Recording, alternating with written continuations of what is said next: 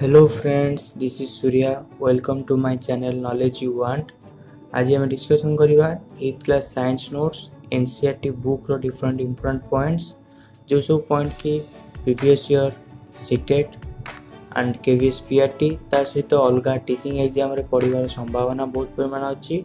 और बहुत थर पढ़ी मोस्ट प्रोबेबली जो सब क्वेश्चन सब प्रीवियसली पढ़ी से सब क्वेश्चन ए वीडियो रे डिस्कशन मु करूची। चलो डिस्कशन करवा आज इंपोर्टेंट पॉइंट्स। आज first point fusion of the egg and the sperm is called fertilisation. जितेबाला गोटे वृक्ष रे फर्टिलाइजेशन होची सेतबेले कौन होची ना फ्यूजन होची मिश्रण घटुची कार गोटे एग रो आउ ता सहित स्पर्म रो हमर मनुष्य शरीर मध्य से sperm from male organ then egg from female, then this fusion is called fertilization. Then next, during this process the nuclei of the sperm and the egg fuse to form a single nucleus. It's called fertilized egg or zygote. A fertilization रे कौन होची ना a process रे कौन होची ना nuclei of sperm रो nucleus माने कौन कहती ना एक सहित फ्यूज होती एक सहित संभोग होती से मिश्रण घटी थाए। मिश्रण घटिया द्वारा कौन होता है ना सिंगल न्यूक्लियस गोटे प्रस्तुत से करे कौन करे ना सिंगल न्यूक्लियस प्रस्तुत करे जोटा कि आम कौन कहू ना फर्टिलाइज्ड एग कहू जार अन्य नाम हूँ जाइगोट। जाइगोट अर्थ हूँ फर्टिलाइज्ड एग। जाइगोट केमी तैयारी हुए ना nucleus of sperm and egg रो फ्यूजन पर जाइगोट तैयारी हुए।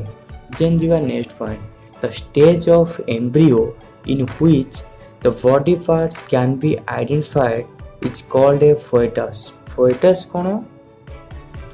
ना जो स्टेज रे कौन हम ना एम्ब्रियोटा आइडेंटिफाई करी हबो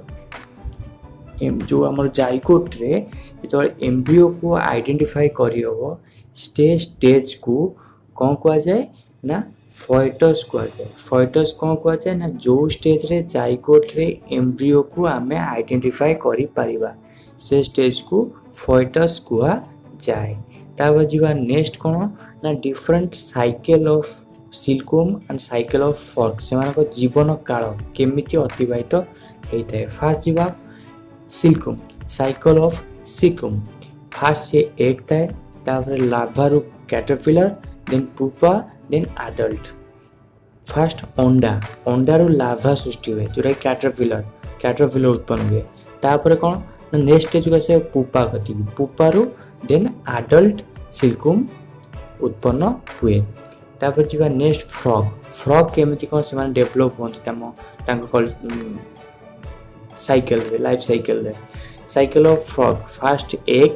देन टेडपोल जोटा कि लार्वा जोटा कि पानी रे रहती देन एडल्ट। एग तो हम जाने अंडा देता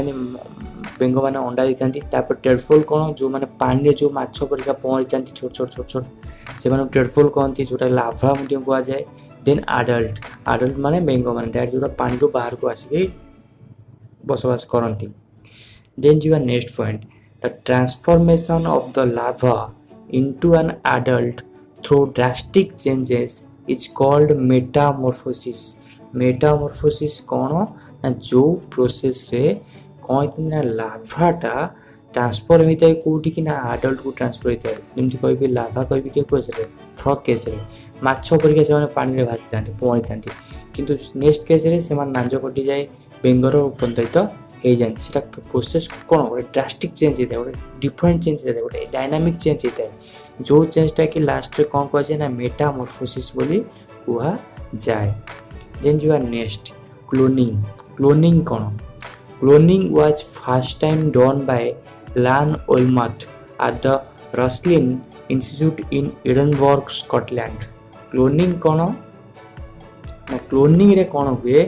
जो आमर ब्रीडिंग इंटरचेंज करा जाए गोटे अलग ब्रीड रो जीव सहित आउ गोटे ब्रीड रो जीव को फर्टिलाइज करा जाए तो एग आउ तो स्पर्म को फर्टिलाइज करा जाए कौन हुए सेटा फास्ट कोड देखाई दिला किए करथिला ना ल्यान वेलमथ फास्ट स्टार्ट करथिले सी को इंस्टीट्यूट रे ना रोस्लिन इंस्टीट्यूट ऑफ इडनबर्ग रे से स्टार्ट करथिले जोटा कि स्कॉटलैंड देश रे अवस्थित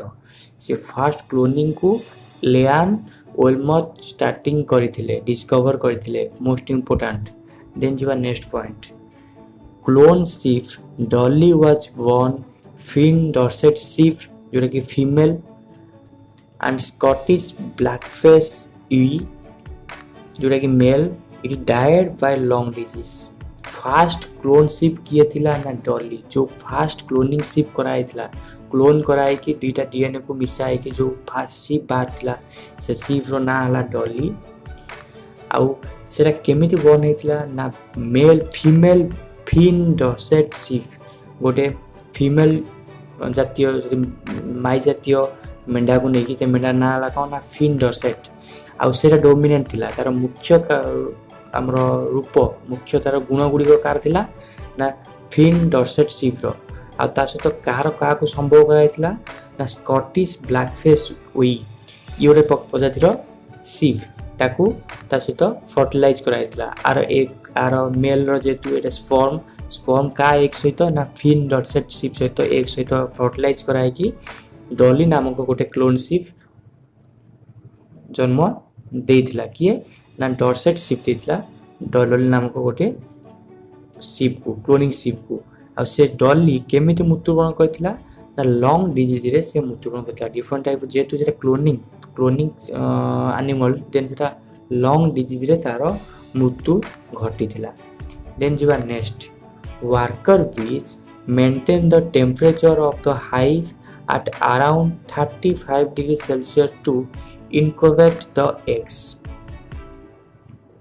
वर्कर बीज हम जानी वर्कर्स बीज मान कम कौन से माने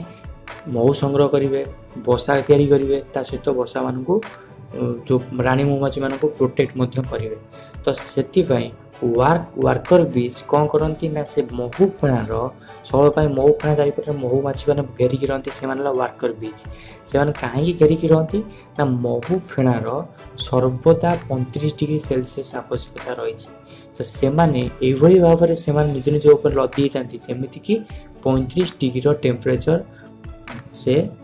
मऊ फेणार थाए से खरा दिन से डिस्टेंस रुहति बड़ फेणा सृष्टि करती किंतु शीत दिन से छोट फेणार ऊपर ऊपर ऊपर लदी 35 डिग्री टेम्परेचर से तैयारी करती अच्छा कौन कहती ना से जो 35 डिग्री टेम्परेचर से जो एग देता से एग रु लार्भा तैयारी करने से उपयुक्त टेम्परेचर से होता है 35 डिग्री सेल्सियस से 35 डिग्री टेम्परेचर ही हाइव रखी था देन जी next point at puberty the voice box और the glands begins to grow जो लैंड्स अच्छी आम तंटी रे आम गला सेटा कौन ना वॉइस बॉक्स विभिन्न प्रकार साउंड तैयारी करिबारे साहाय्य करे कोटा ना लारेंस कौन करता है ना विभिन्न प्रकार वॉइस सृष्टि करिबारे लारेंस हमको साहाय्य करिथाय देन जीवा next during poverty the secretion of sweet glands and sebaceous glands increases during poverty जो हम ग्रोथ होता है आस्ते आस्ते से कौन होता है ना जो हम जो स्वीट ग्लैंड जो हम झाड़ जो गंथी बाहरी थाए ता सहित सेबासियस ग्लैंड जोटा कौन तैल गंथी आमर ऑयल ग्लैंड्स जो से सब कौन ना आस्ते आस्ते आस्ते आस्ते आम देह इंक्रीज होता है जहाँफल कि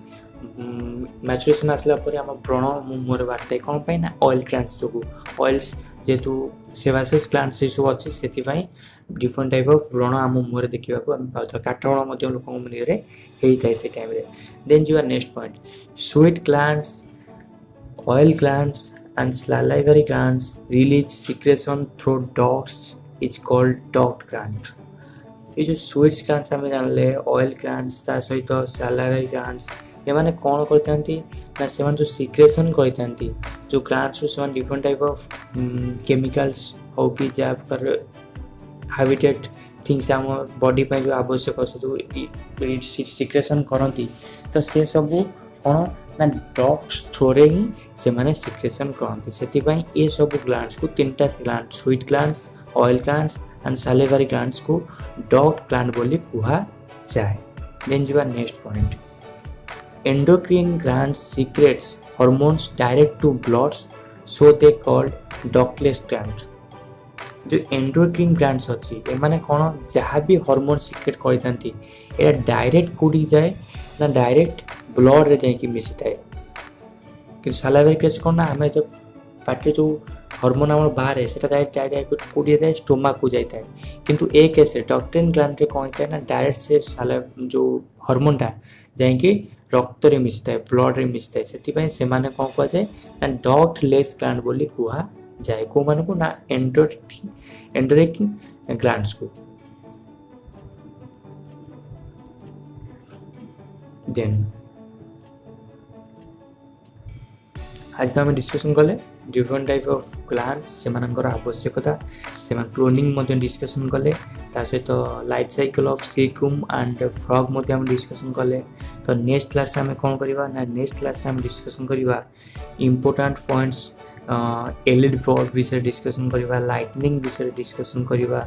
सहित जो आर्थक्वेक आसला गुजरात रे उरी रे से सब विषय डिस्कसन करवा